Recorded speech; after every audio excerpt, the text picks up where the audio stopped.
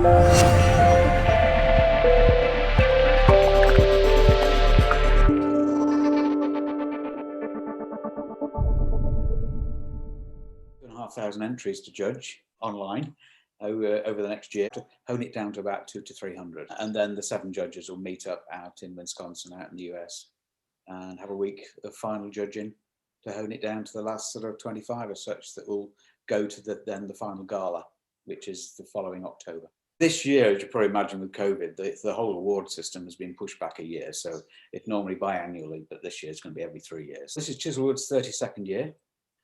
So we're getting the hang of it. My background's engineering originally. The accuracy you initially trained to work with it is quite demanding compared to general joinery. When it comes to working on the drawing board, the detail we tend to work to is probably quite extreme compared to a lot. A lot of it's sort of working with the architecture of a house. Often people try and impose something on a house that probably shouldn't necessarily be there. It's such a fine line. What you do notice when you start judging American competitions, the grand room, which is the main room where the kitchen is. The kitchen won't be in some pokey little box at the back of the house. It'll be the main part of the house. So that their architectural design is quite different to ours. We're slowly getting there. We're sort of taking a lot of that American ethos and working with it.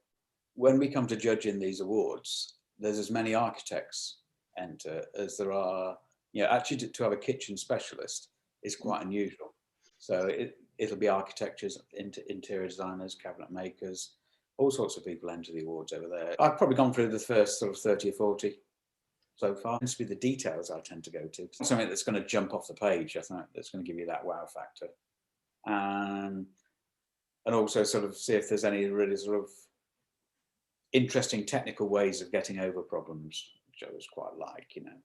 It's not just the pretty fronts on the furniture. You want to see what's going on inside the furniture as well. So that'd be quite interesting.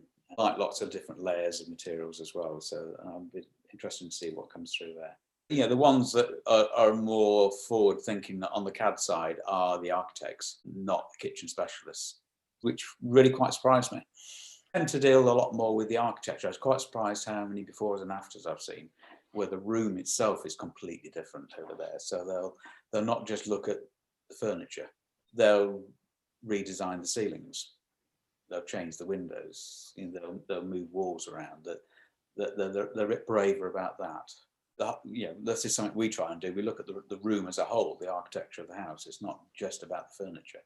But also most American houses are timber framed houses and they're often a lot easier to alter than ours. The UK tends to lead the way on the bespoke market. I think we've always been a country that are design led. It can be quite inspiring, I think. So much on the social media and the internet now that you can get inspired by. I used some crocodile skin stuff recently.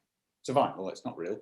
We're doing a bedroom at the minute and where we're using metal foil papers on some wardrobe fronts, which are quite nice, and then like a gecko skin vinyl. Now we're in these uncertain times. People have gone back to asking for simpler stuff, things that are calming and easier to live with.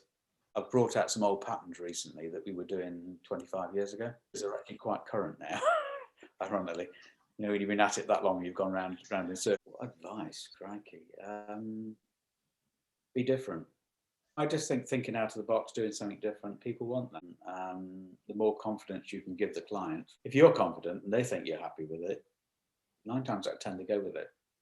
But the braver you are, the more work we get. But try something new each time. Constantly be looking for new materials, new ideas. I think that's where you need to be. Stay ahead of the game, I think.